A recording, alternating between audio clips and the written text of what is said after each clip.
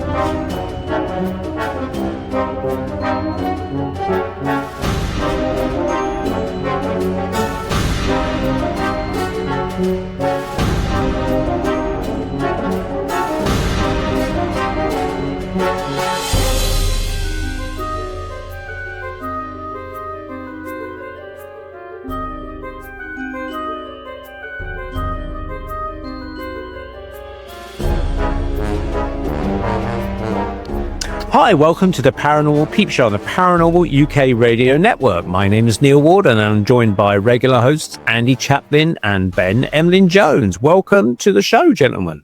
And hello, Neil. Hello, welcome back. And we're recording this on a bank holiday Monday, but I'm sure this will be going out over the internet over the many years to come. So don't worry about the time. And we'll welcome back to the program a guest who's been on with us before a few times now. It's Hugh Newman. How are you, Hugh?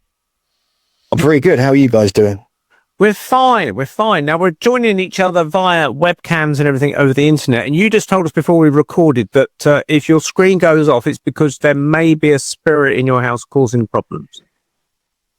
To say the least, yeah. It's an ongoing ghost issue. We paranormal stuff we have to deal with here. We do live in like the Stonehenge land.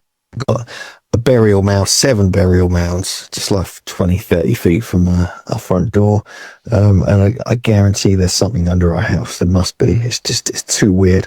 You know, all these, you get these movies, don't you, from like the 70s and 80s, all these, you know, Amityville horror, like, all built on like Native American burial grounds. It's a bit like that here, but more British indigenous style. Have you had that how long have you actually lived there, and how many years has this been going on, or months has it been going on? Oh no, it's been going on for years. We've been here about 8 years, I think, 9 years, and it's been going on. It's building up in, like, you know, it peaks at times, it goes away at times. We've had specialists in to try and clear it, and you got to understand, I'm pretty kind of level-headed when it comes to stuff like that, but the stuff that's been happening is outrageous. We've had, you know, poltergeist stuff happening, stuff thrown about all over the place, weird stuff being repaired. You would not quite believe some of the stories. Which say weird stuff being repaired? Yeah, okay. I'm a bit worried I'm going to sound like a madman here, but these are genuine stories. These really happened. You know, you guys are into it, but I'm worried listeners at the time. Actually, that. Okay, that's good to know. Yeah, good company. And so with one example, you know, just to put it in perspective, twice we've had broken cups glued back together and repaired, and we've had a chair. We had a broken chair. You got an old wooden chair with rungs on the back.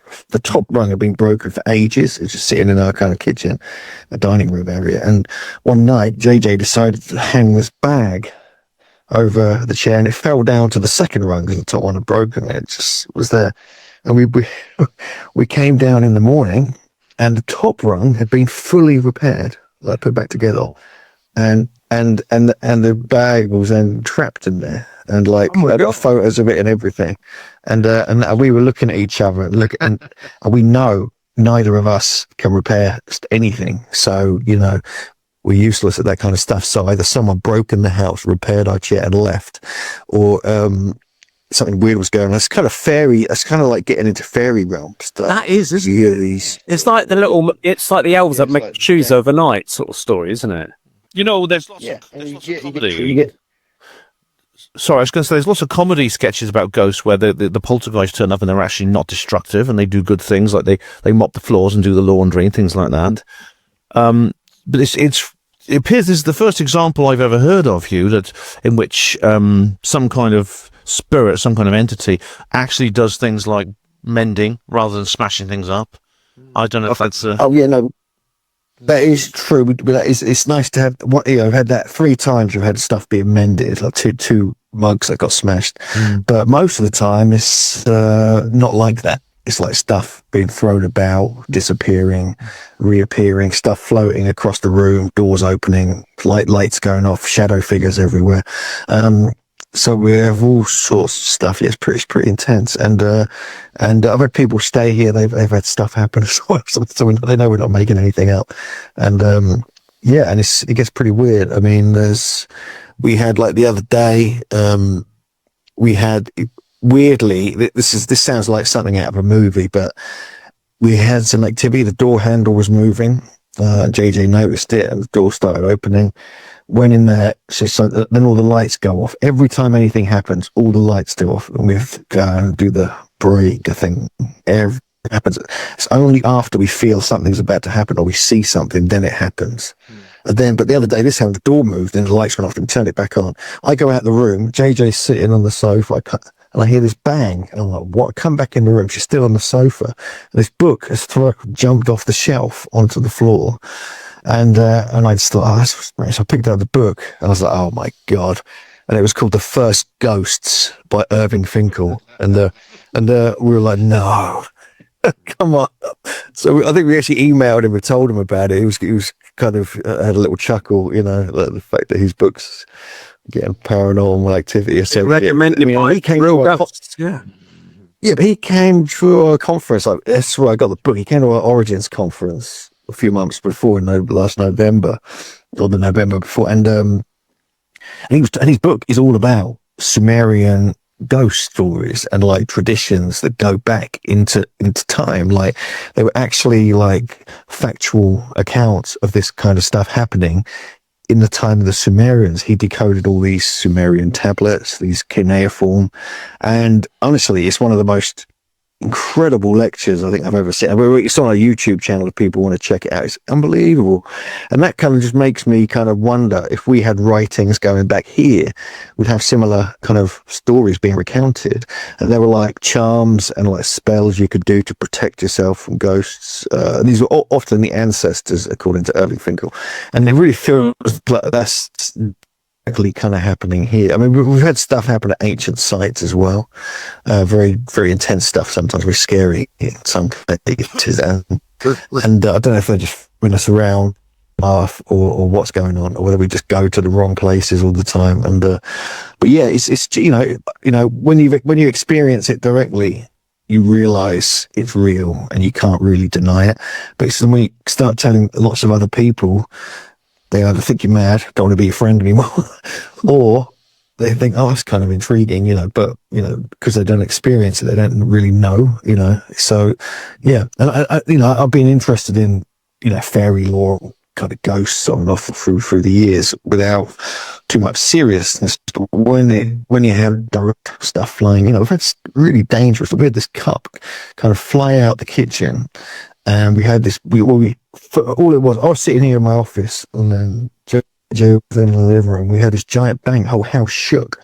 This was like a few years ago. And we were like, what on earth was that? We thought someone had fucking driven into the house or something like this. So we went in the kitchen, and there was this cup had been smashed all over the floor. But we saw this dent in our kitchen, kind of, or dining room. It was kind of like in between the kitchen and the living room, this sort of long dining room thing. And there was a big dent where the cup had hit the cupboard 6 foot up, dented it so hard, it left it still there. You still see it today, and smashed all over the floor. But the thing is, the cup was in the kitchen down there, so it must have had flown out of the kitchen, turned a corner, and then smashed, and it was head height, which is a bit scary. So how do you explain that? You didn't see it happen, but you felt the effects of it, and you saw the result afterwards. It reminds me. Is your house on a ley lines? Yeah, definitely. Yeah. I've had people come in here, look at all that stuff. This is on this also used to be occupied by people of the kind of of the Golden Dawn and things like that back in the 1940s and 50s and stuff like that. The woman who lived here before had very strange stuff. She had kind of psychotic episodes. But we're surviving. We kind of enjoy it in a weird way. So I'm talking about it now. I'm worried something's going to happen. And my electricity is going to go. So if I cut out, I apologize now. I'm not going to do anything myself. Trust me, but when you kind of conjuring it up a little bit. So my belief, I thought there open portal. I think you've got an open portal, and I think you've got a mixture of different energies coming, both positive and negative, coming in. So the ones that are repairing are on the positive side, and the ones that are destructive are on the negative side. And there's like a clash. That's what I do with it. Yeah, and it's a bit trickstery as well. There's like I found stuff in the garden, and there's no way you could have got there. It must have gone through the letterbox or something just to get in the garden. So there's this weird kind of stuff, stuff completely just vanishing, stuff rolling across the floor. And there's a few sites we've been to as well. We've had some interesting experience. We went to this site in Italy, and it's called Saturnia, and it's in Saturn Kronos. It's supposed to be the oldest, first ever built city in Italy, and it's built by the kind of giants or the gods, and hence the name Saturnia. It's got these polygonal cyclopean walls around the town. It's spooky as hell. When you go out of the town, you head down to the valleys. There's this kind of field of dolmens that were some of the earliest sites in Italy that go back 6,000, 7,000 years, and I went there once in 2008, and I felt odd then, but when I went back in 2018 with JJ, we were driving up there, and this is traditionally the kind of burial place of the giants, and you're not supposed to interfere with it or anything. So we drove there, and about half a mile before we got there, I felt like something in my solar plexus going, whoa, there's something kind of weird going on here. We should be real careful. We should, JJ thinks I'm mad when I say we should say some kind of protection kind of spell, something to protect us before we go in there. And she just laughed at me. So we got out of the car, opened up the boot, and we look over to the side. It's just behind this fence. And this 60-foot tree, cracks in half and smashes down on one of the dolmens. And we're just like, oh, well, that is odd, And we were like, well, I said, let's leave, let's get out of here. This is not, so I could feel it before I got there. I knew something was going on before I got there. Hugh, can I ask, was there any wind at the time? No, honestly, this was something out weird because of no wind, there's nothing to suggest. The tree was fresh. We went and got photographs of it and filmed it and everything. The tree was fresh.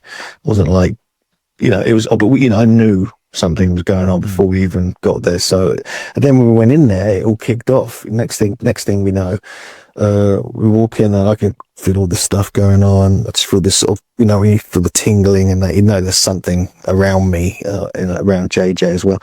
Within a minute, she's like screaming and running out, sprinting out the site and locking herself in the car, dropped all her stuff on the opposite side of the dolmens. I had to walk through them to get them all.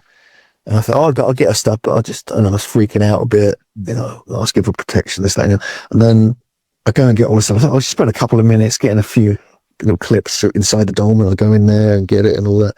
And then the next thing I know, she's screaming from the car, Sharon, run, get out, run. I'm like, what? So I just got bolted out of it. She goes, man, I saw these like predator type things in the trees coming around you as we got out of there quick. And to me, it felt like it was like some kind of, you mentioned a portal earlier, Andy. This is like, it felt like this was like where ancient black magic was still prevalent, and and our timing was pretty off, or we turned up there when stuff was kind of peaking or something. I don't know. To this day, I can't quite understand it. But when you say predator, we're JJ, you'll know we're pretty level-headed, both of us. We're not really into really far out stuff. We're quite kind of quite solid, I guess, kind of approaches to life and our research and everything else. Not looking for any, notoriety from this at all. It's just reports of what actually happened. So when you say predator things, these were kind of like glistening, literally kind of like as if there's auric fields of beings kind of around you, kind of thing. I could, I'm like a rock. I can't feel much. I don't, but I felt it then. I could feel stuff around me. I knew there was stuff happening when I went in there. I could feel rushes of energy all over my skin. There was like, it's almost like a breeze, like a moving, around you. You get the cold shivering. I knew stuff was going on, and then JJ kind of caught something out, almost like out of a peripheral vision. It was almost like that. It said, "Look, the sun, you have to run, get out." So you have to kind of, so it's intriguing. But when you're dealing with ancient sites, you're going into that kind of thing, and I think the ancients were very much aware of all this, and it was part of their kind of culture. And I don't know, you must know the book Daemonic Reality by Patrick Harper. It kind of goes into some of these kind of things. It's an absolute gem of a book if you can get a copy of that. How a lot of these things we see as paranormal or supernatural are always one step away. They're always one step ahead. They're always you're always trying to grasp. You think you're getting the answers to one of these kind of mysteries, and it just takes another step away. Another level of complexity goes beyond what you can grasp. And this is like the fairy realm as well, very much. So it's like the the early accounts of crop circles. It's like the ghost stuff as well. Even the UFO phenomena.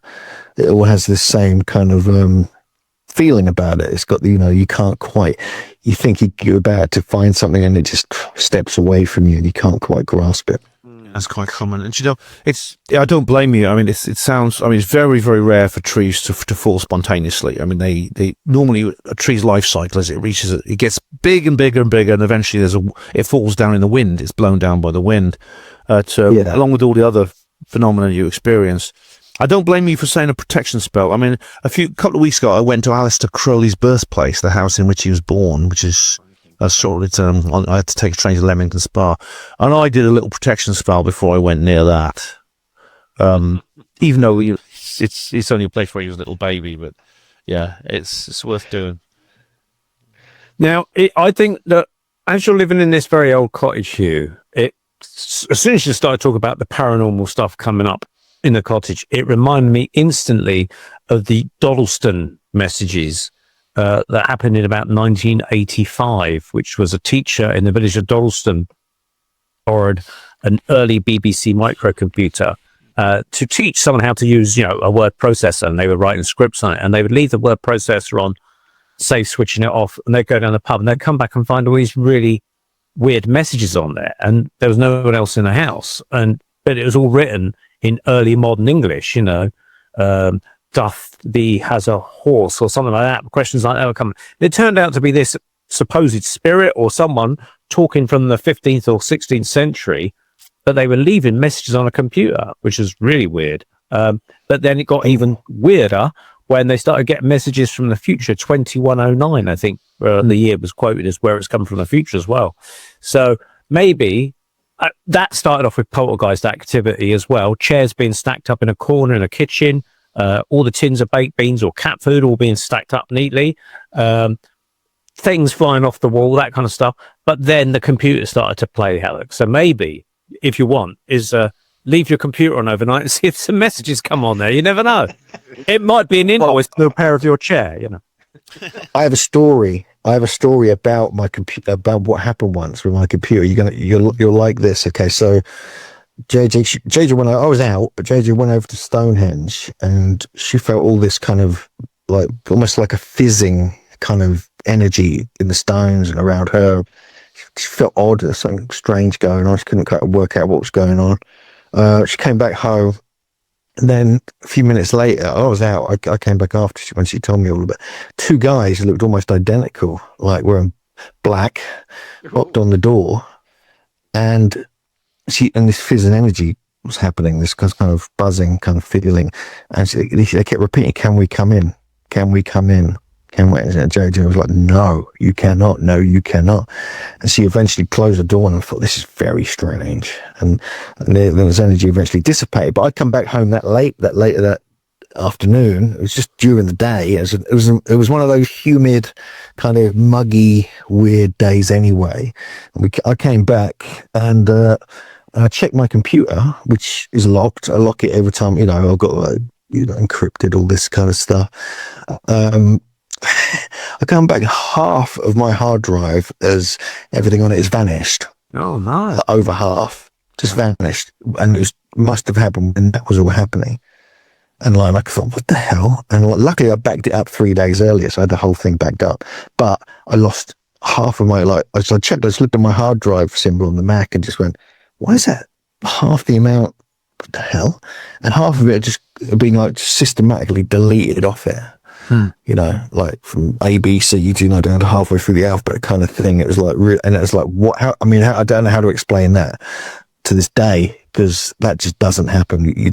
Things just don't vanish off your computer, especially when you have 2 Men in Black turn up as well. Well, that's it. I was going to say they were like the Men in. It sounds like a Men in Black encounter. You get these strange people turning up. I mean, there may well be a connection between this disappearing data.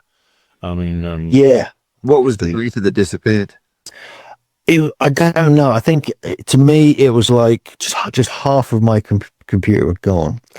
I don't know what. I don't really know. I can't remember what exactly that was, but I was just delighted I had a backup. Always good to suck things up. Yeah. Look, look how far novels of ancient civilizations written by 2 Men in Black, and that'd be your answer.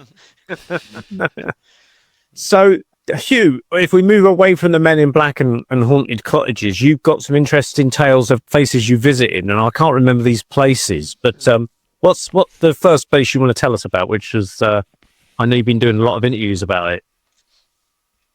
Yeah, there's all the stuff down in southeast Turkey. We've got you got mainly Gobekli Tepe, that's the main site, and then you got, more recently, it's been excavated as Karahan Tepe, where myself and JJ made this remarkable winter solstice alignment discovery, where this huge human stone head kind of gets illuminated, this porthole stone in this kind of strange semi-subterranean kind of pit with all these rock carved pillars carved out of bedrock inside it. It's utterly bizarre. I mean, that's as spooky as hell, this place. Some people have said that's like it was buried because it was some weird dark stuff going on there.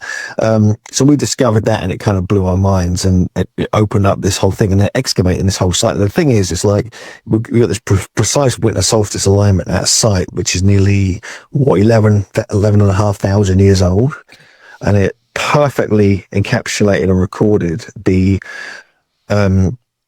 winter solstice sunrise, suggesting that they were definitely doing this that far back, which is kind of unheard of. Although now I've found other places around the world that are possibly even older, which I'm going to be getting into in our next book. But with Gobekli Tepe as well, it's like they're kind of sister sites to each other. Karahan is southeast, about 25 miles southeast of Şanlıurfa, which is the main city in that region. It's the ancient Abrahamic city, the pools of Abraham. You have the birthplace of Abraham. You have the biblical stories there, and things like this. But just northwest of there, you've just got northeast. You've got Gobekli Tepe near the city, and that's the main site that's been known about since the 1990s. However, they've now found 12 more sites officially, but actually there's 38. Some people say 100 in Torre, with all these beautiful rock cut temples. You've got T-pillars and these kind of circles, all these very specific geometries, which I've been finding, all with precision measurements and relief carvings and things like this. And it just makes you wonder who on earth was doing this at the end of the last ice age, because this is much more technical and beautiful and precise than Stonehenge or anything in Britain. Even it also almost matches stuff in Egypt or Peru. It's that insane. And so so that is our kind of focus. I've done a little book on it. I've done my little wooden book on Gobekli Tepe and Karahan Tepe, the world's first megaliths. That's been out for a while. It's coming out just coming out in America, and we're working on a bigger version, myself and JJ, because we've found tons of other stuff now.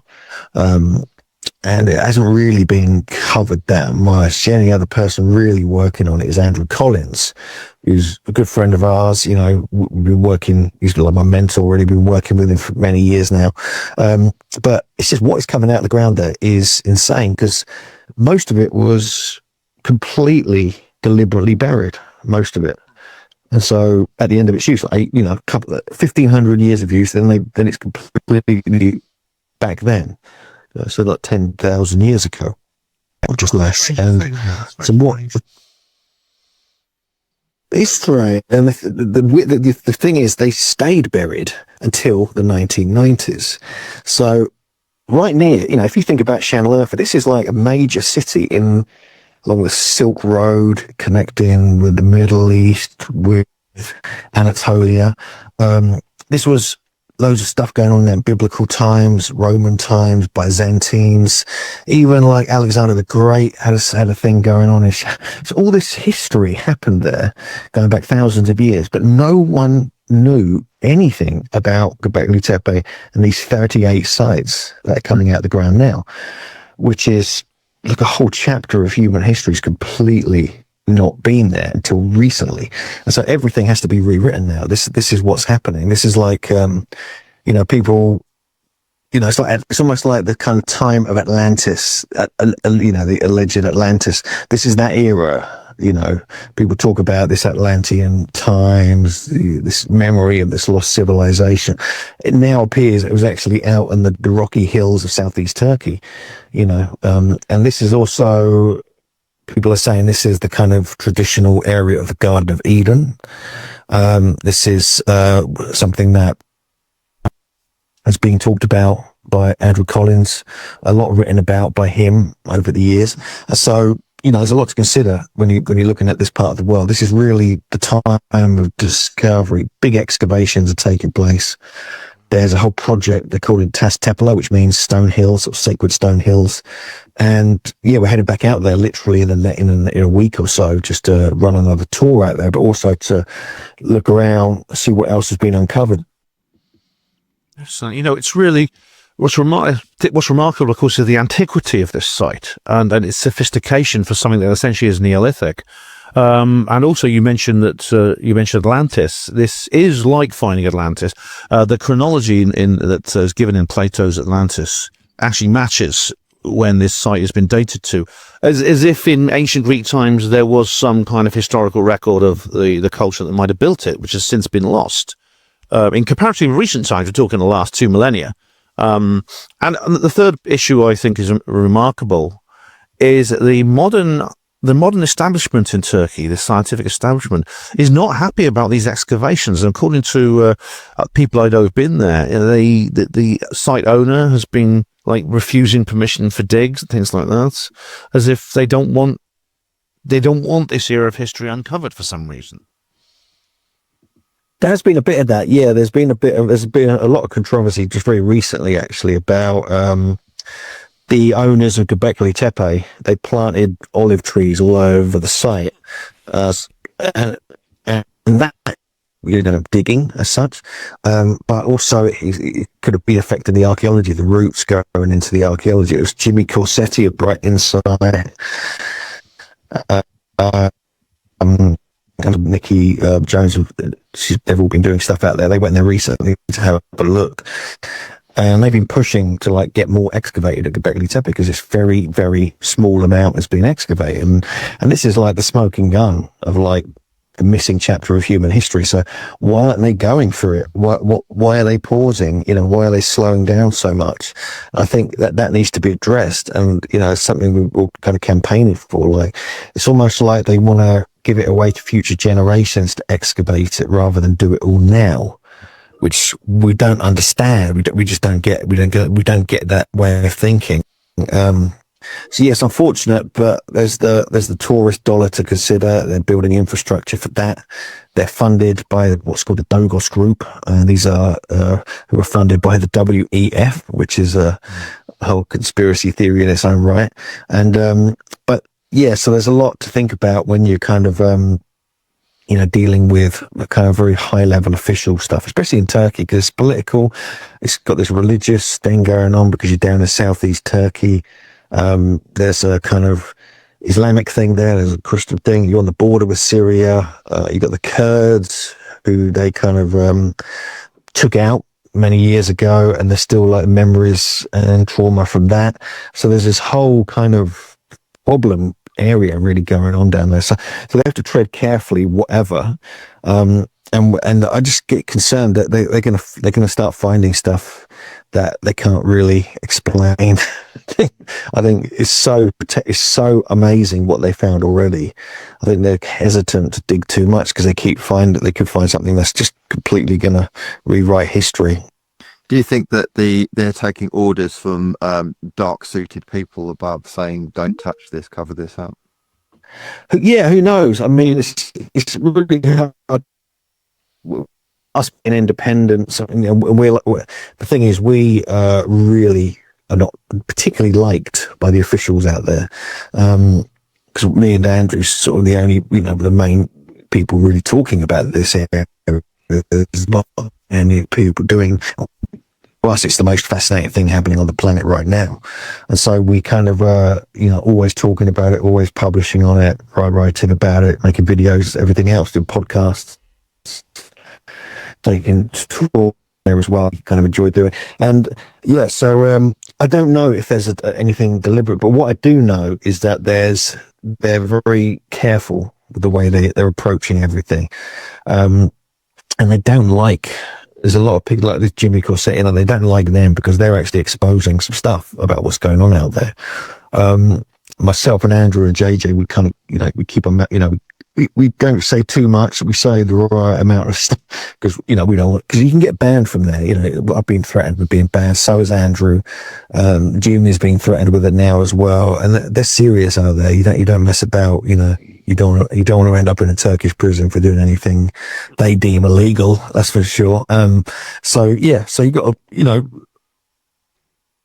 the fact is they've excavated quite a lot. They've done a good amount of Karahan Tepe. There's new sites being excavated, like Saberch, another site, which is remarkable. There's other sites like Chakmak Tepe, which is even older than Gobekli.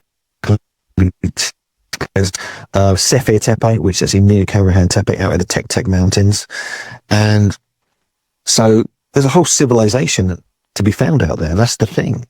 We're not talking about one or two stone circles. We're talking, each of these sites has multiple structures. You know, Gobekli Tepe has at least 20 sized stone circles, some of them carved from bedrock with beautiful 3D relief carvings to such a high level. You would think they were done by modern artists, and yet this is at the end of the last. These were hunter-gatherers supposedly doing this, and so you have to think, what on earth is going on? And then I've been looking into the geometry of all these sites. In fact, I've been doing it the last few days, and it's been driving me mad, to be honest with you. I've got to admit this, just trying to work out and back engineer the geometry of stone circles there is, and it proves beyond doubt that they were doing this, and some of the geometric designs are identical to what we find in British stone circles and in France as well, and even Nabta Playa in Egypt, which goes back 7,500, 8,000 years.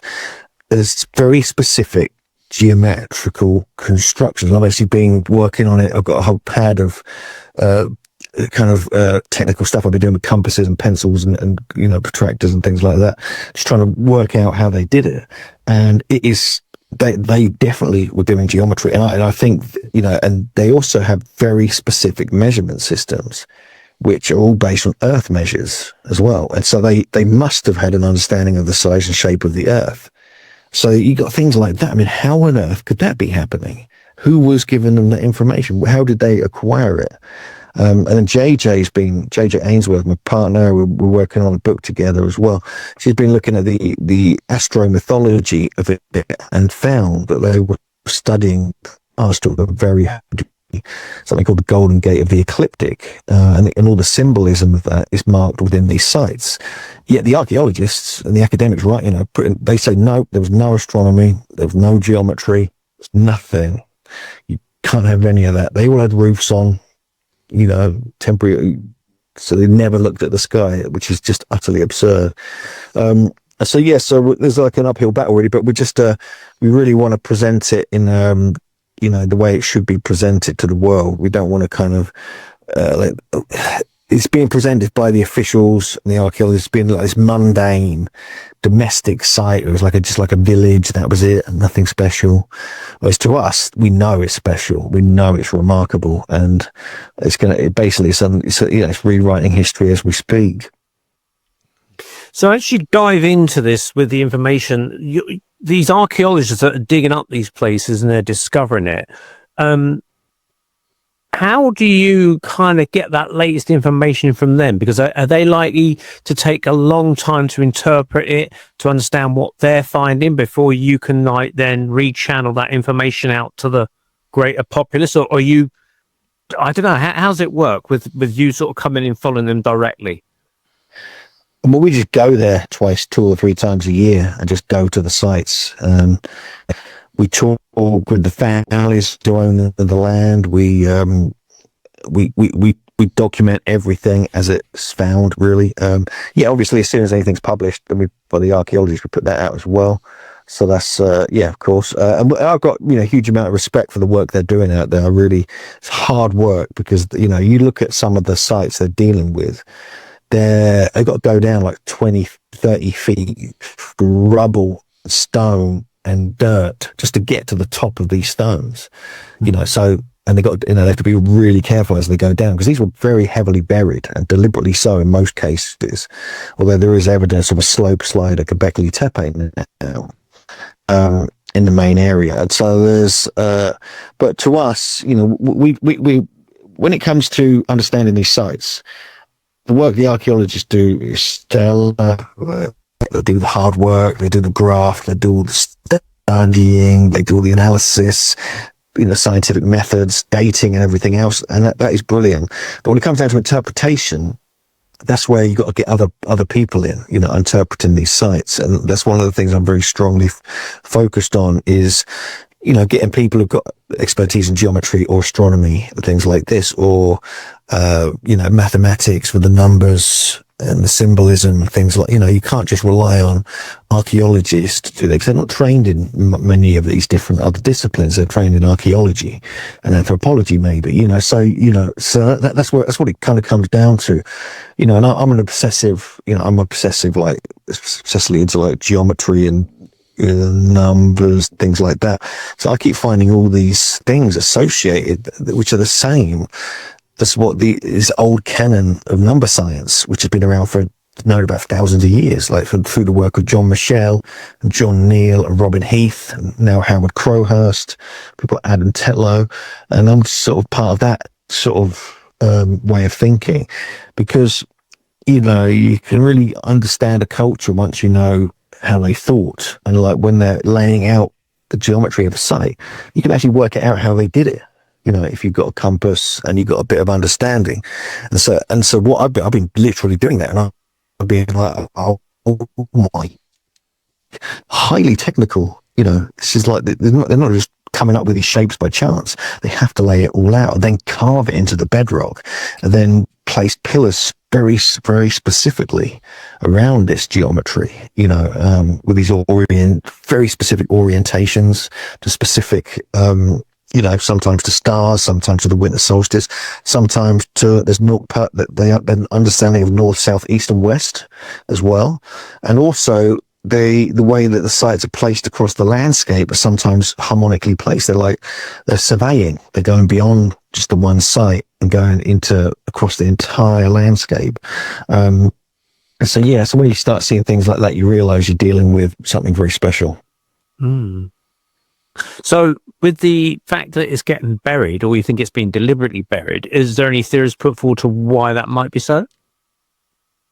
Well, it's been a big debate. So the original is actually, in that kind of realm, there's like this big debate about that, because clearly the sites have been buried. Karahan Tepe, definitely deliberately buried. The thing about that site, it was some of the statues were broken. They were fell apart. They've been broken in specific places and then placed, and other things were placed in certain areas, and then it was buried with all these very specific care of soil, dirt, rock, things like this.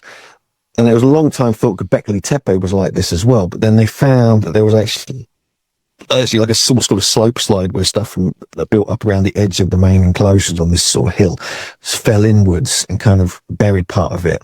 And they're trying to put forward that it's what the archaeologists are doing. They're trying to put forward that that's all it was. It was just accidental. There's no deliberate burial, like the original archaeologists said. But it contradicts all the other sites, which were definitely deliberately buried. So there's all this debate about this. But it was part of their tradition, it seems. It's something that Neshmi Karal, he's the head archaeologist at Karahan Tepe, wrote in a paper because what's called structure AB, or the pillar shrine, where you have these upright pillars with a stone head that gets illuminated on the winter solstice, that was very carefully buried, like to immaculately, like it was. They had specialists come in and do that because they wanted to preserve it. And likewise at Gobekli Tepe, there's evidence of rebuilding, repairs, putting things back in place, placing ornaments, statues and artifacts, and then burying it over. So it's almost like they were burying it like a burial, like a person, with all their kind of, paraphernalia. Even though there's very little evidence of human burials, there's like the sites were what they were burying, not the humans. That's interesting. It's almost as if they're trying to hide the past, or maybe I'm trying to think of various possible reasons that come to mind. I'm obviously not trained in archaeology or anything, and I'm thinking, okay, maybe they wanted to hide it for some reason. Maybe religious reasons. It contradicts other things in biblical terms or something, maybe, or could be an earthquake, maybe, that buried it. I don't know.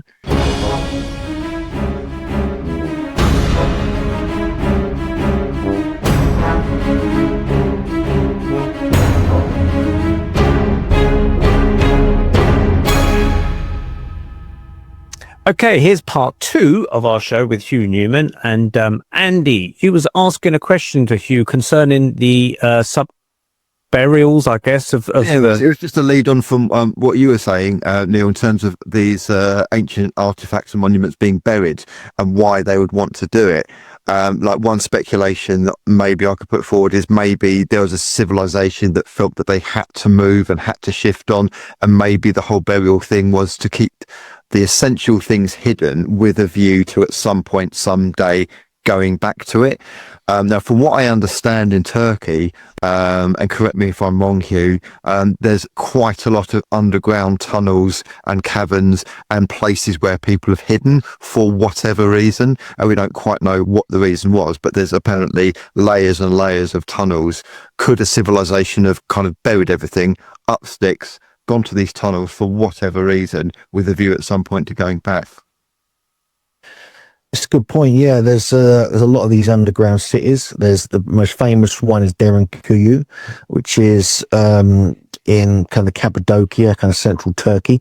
But there's actually 200 underground cities have been recorded. About 30 of these go multiple levels down, 200 or just 1 or 2 levels.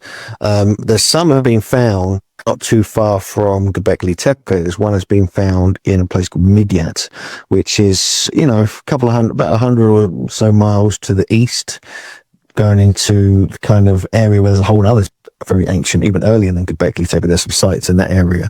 Then they found some in Konya near Çatalhöyük, which is a couple of thousand years later than Gobekli Tepe, but it's in central Turkey. So yeah, there's a whole bunch of them, and one of the things that I've been writing about recently is there was some evidence that Andrew Collins had pointed this out to me. This very unusual kind of old book, which they still sell. It's like a tourist book, but the guy who wrote it was actually an archaeologist, like back in the 60s, and he said he was trying to work out where, because you think about Derinkuyu, it's like 5 levels down, possibly many more originally, and the amount of tufa rock they had to remove, no one knows what happened to it. We're talking millions of tons of it. People have been trying. So this guy actually, he went to the rivers nearby and found evidence of all this tufa powder and rubble that come out of the caves, and found evidence of Paleolithic and Mesolithic spearheads and arrow points and things like that within this kind of debris that came out of Derinkuyu or associated underground cities. So he realized that they could be super ancient, not especially the first couple of levels. They're always the most ancient. Then the further you go down people build, as they're building up, but they're building down, into the ground.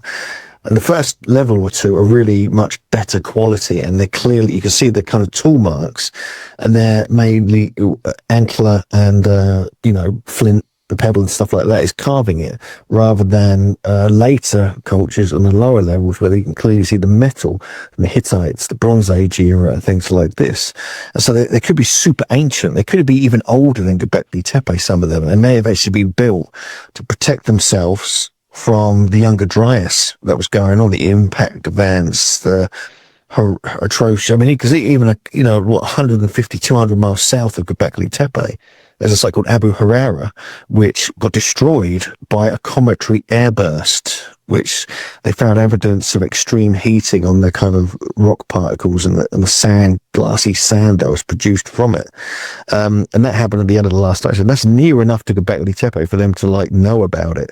And it was just a little time before Gobekli Tepe. So this stuff was happening in Turkey. So a good reason to go underground. And like you said, after 1,500 years of use at these sites, Gobekli Tepe and Karahan Tepe, once they covered them over, they appeared to leave. So was other stuff happening? Was there other kind of incidents happening in the atmosphere around them that they had to go and kind of get underground for? I mean, we really don't know, but it's compelling because this era of history is just, there's nothing there. There's no, it's been completely forgotten. So everyone's trying to piece it back together. It's almost like they're trying to hide their technology and history, completely wipe it off the map. So how did people discover the fact that these places might likely be buried there? Was it satellite photos looking at the land mass and thinking there looks like disturbance there or something? Well, in 1963, an American archaeologist called Peter Benedict, along with we're doing a survey of the area, just like a general university survey of different parts of the world they do. And they found Gobekli Tepe. They actually found it. They actually found the mound on the hill. They found all these stones. But because there have been some later interment, like burials there from, Islamic people in the area, they thought maybe this was an earlier cemetery just before that. Maybe it was Byzantine, which is around the Roman era. And because there's Roman evidence in that area as well. So they just assumed these blocks were just gravestones, but they're actually segments of T-shaped pillars that had obviously been sticking out of the ground. That's suddenly first discovered, but it wasn't until the 1990s when Klaus Schmidt was following up with this that he found a couple of statues that had been given to the museum by the landowners. One of them was of a male kind of holding his phallus. Another one was a kind of section of a T-pillar with a lizard on it. And so when he saw those, he goes, where did these come from? And he kind of relocated where they were. And that's when he realized he was onto something, because he'd also found another site called Navali Churi, which was a smaller version of Gobekli Tepe about 1,000 years later. But nothing really kind of came from that. That was in 1983 in the early 80s. But they got completely covered over by the from the dam being built. The Ataturk Dam, so that's vanished, but they took it stone by stone and saved it, and now it's on just the whole actual site is on display in Channel Earth Museum of Navali Churi, which means Valley of the Plague. And so that was intriguing. So he realized there may be some other sites, and that's when he started digging Gobekli Tepe. It was like, oh, he quietly did the dig for like 4 or 5 years, didn't even announce it to the world till 2000. So they kept it really quiet, and so it's pretty incredible. And Andrew Collins, he went there in 2004, so he was there right at the beginning of the excavation. Now a whole section of it's been uncovered, a massive visitor centre has been built, and so that's kind of how it got. I mean, even Karahan Tepe until 2021. We were visiting there since I've been going there since 2014, and like all you see across this whole hill is these little kind of what look like slabs of stone in pairs across the whole hill, just sticking up out of the ground a few inches, and they're the tops of T-shaped pillars of these giant stone circle enclosures. And so we were going there for years and never thought anything spectacular was going to be found there. But when they started excavating in 2021, yeah, it was spectacular. It's one of the most impressive sites pretty much in the world. Wow. Wow. And slightly on a different tangent, I know there's been in the news recently a lot of stuff about Egypt and pyramids and things like that. So do you know much about what they've been discovering there? Yeah, there's this. We were in Egypt recently, me and Andrew actually, and we managed to go underground under the Giza Plateau, close to where all these discoveries are being made. This was a cave system that Andrew discovered in 2008 called the Tomb of the Birds, officially called NC2, and the gate was kind of open, so we went in and had a look, yeah, as you do, and but he'd already discovered it and documented it. It's actually become known as Collins Caves, by Zahi Hawass called it that, so and he's been recognised as a discoverer. But this leads to underneath Khafre's pyramid. Khafre's pyramid is the middle one, the big middle one, the Giza Plateau, and so all this stuff came out in mid-March. They're called the Khafre Research Project team, from the Italian Armando May and Filippo Biondi, who are actually coming to speak at our conference in November, by the way, because they're very interesting people, and they're using basically satellite scanning technology, but it's all about being able to do stuff with the data effectively, and they've patented this way of doing it, which is incredibly interesting, and it could open up a whole world of satellite underground archaeology now. So we're keen to meet. I'm meeting them in America at a couple of conferences I'm speaking at as well. But what they found basically is that they found loads of anomalies under the middle pyramid going way down. They claim there's like 8 kind of almost cylindrical sections going down, all spaced apart equally, with giant cavities beneath them. And even at the base of the pyramid itself, they found what they believe are other chambers. And they've noted that there's even anomalies under the Great Pyramid. There's anomalies under different areas of the Giza Plateau.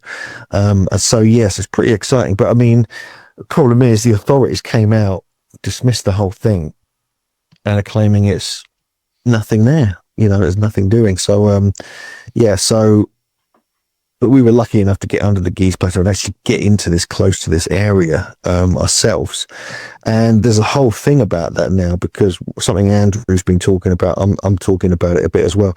So if you actually look around Khafre's pyramid, this is clearly the oldest one. The oldest constructions on the Giza Plateau are there.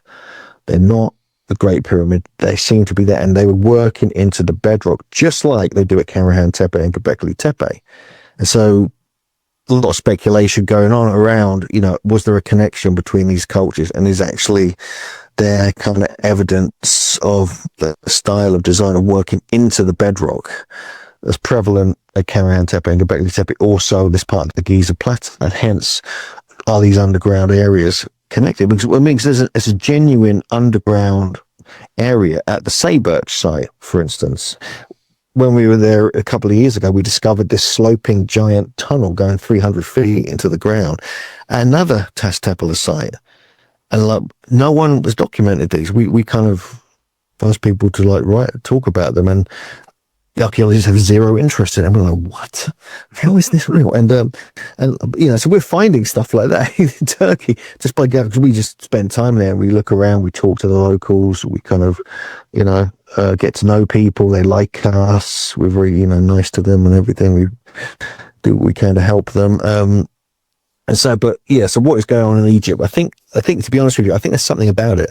It's been dismissed by a lot of people as complete fakery, but I don't think so. I think there's something it's going to come out. It might take a few years, but I think it's going to come out as something quite astounding.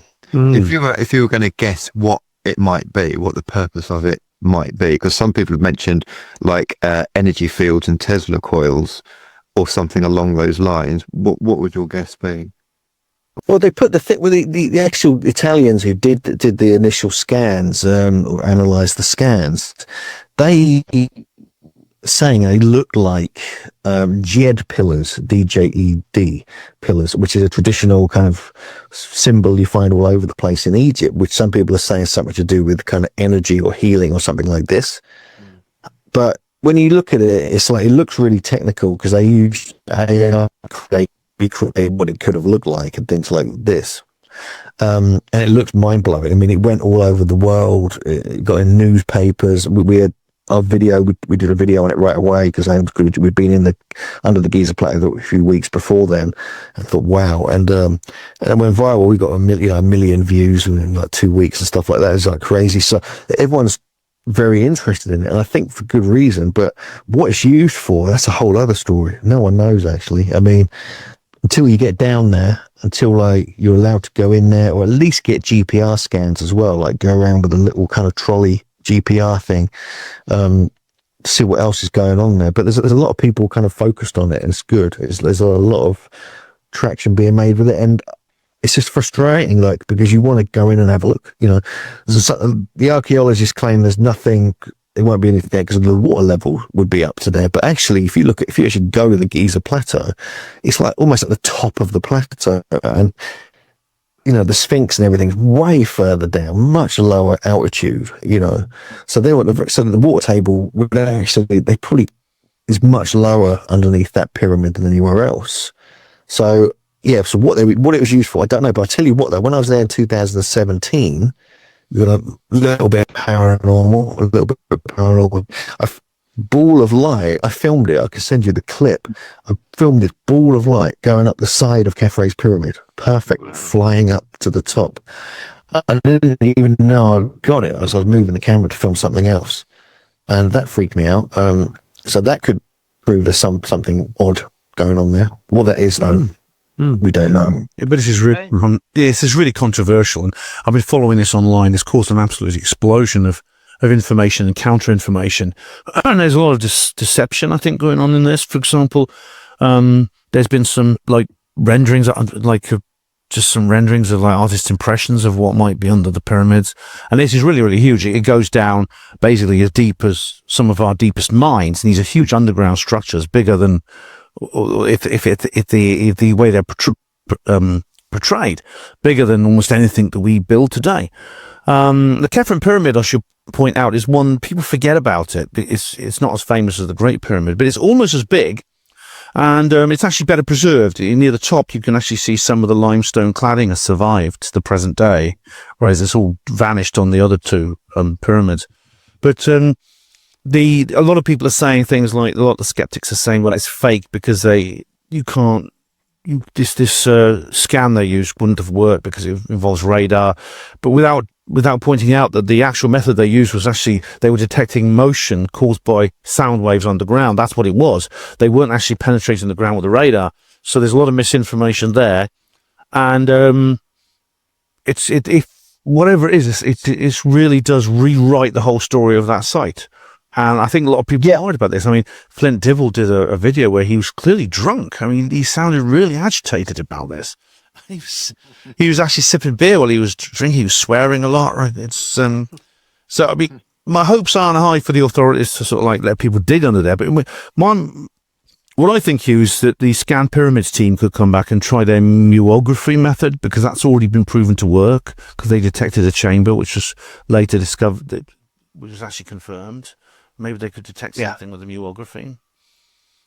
Because that's possible, yeah. No one could refuse that, because it's not penetrative. It's not a penetrative method. It's just, it works by cosmic rays. You know? One of the things that they kind of backed up their kind of case, we featured that in our second video we did on it.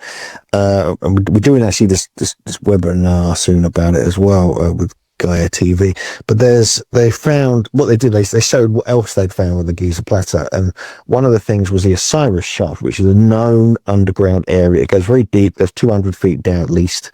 It's got multiple levels. It's got sarcophagi in there, and the very base of it isn't. And that's actually on the causeway that goes down from the Khafre's pyramid, or the middle pyramid, all the way down to the Sphinx area. It's halfway down it, basically, and that came out perfectly almost on the scan, and that's 200 feet, 300 feet below the surface. So if that comes out, then why can't, it kind of proves that what they're finding under Khafre's pyramid, there must be something there.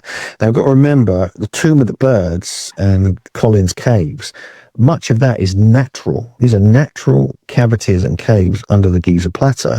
It was Andrew's massive discovery back in 2008 caused this sort of big sensation like this is now, this new scan stuff. And even then he was using SAR technology, detecting things from satellite data back then, amazingly. But so there's a lot of natural caves and cavities under the ground there, with iron ore, with black manganese oxide and everything else. And so there could be a bit of both. A bit of like working the stone, creating underground areas, which they were known to have done. I mean, because the subterranean chamber in the Great Pyramid is literally underground. You know, you have the thing at Saqqara, it's the same. You have some of the other pyramids, it's the same. So they were definitely doing stuff deep under the ground back then. But some of what they're picking up, I think, is partly natural caves as well. Right, I think we're going to have to leave it there.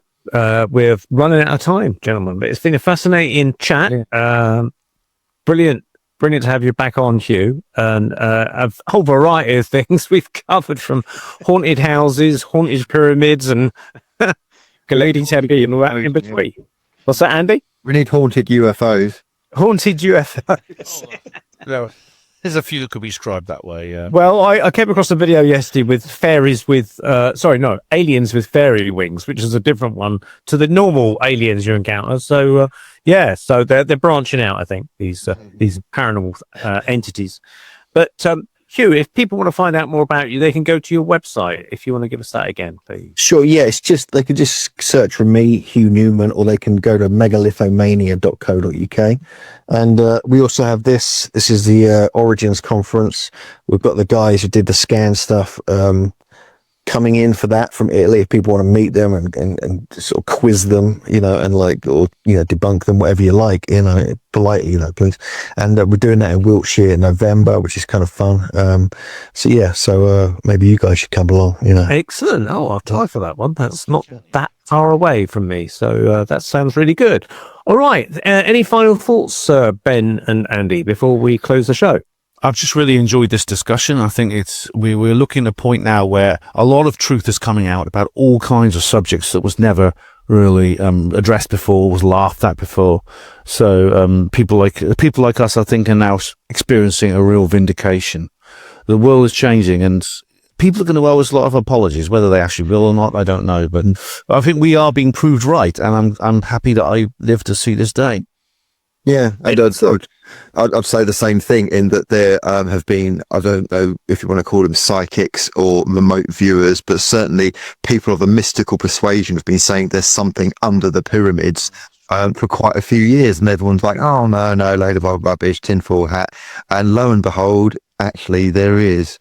And apparently there's some kind of mystic library, this is what I've heard, underneath the pores of the Sphinx. So I don't know. Is that Edgar Casey prophecy or something? It'd be really interesting if there could be a bit of kind of probing under the Sphinx pores and see if we can. Yeah, that's all been confirmed by sonic detection.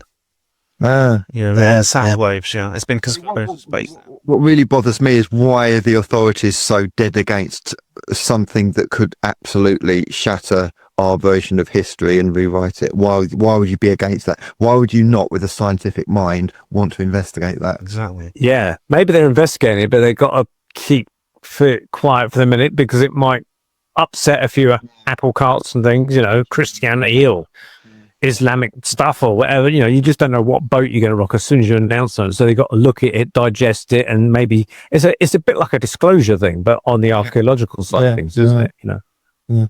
Right. Okay. So thank you very much to Hugh once again, and to Andy and to Ben, and for joining us on the Paranormal Peep Show on the Paranormal UK Radio Network. Stay with us for next month, and we'd look forward to seeing you then. Bye-bye. Bye-bye.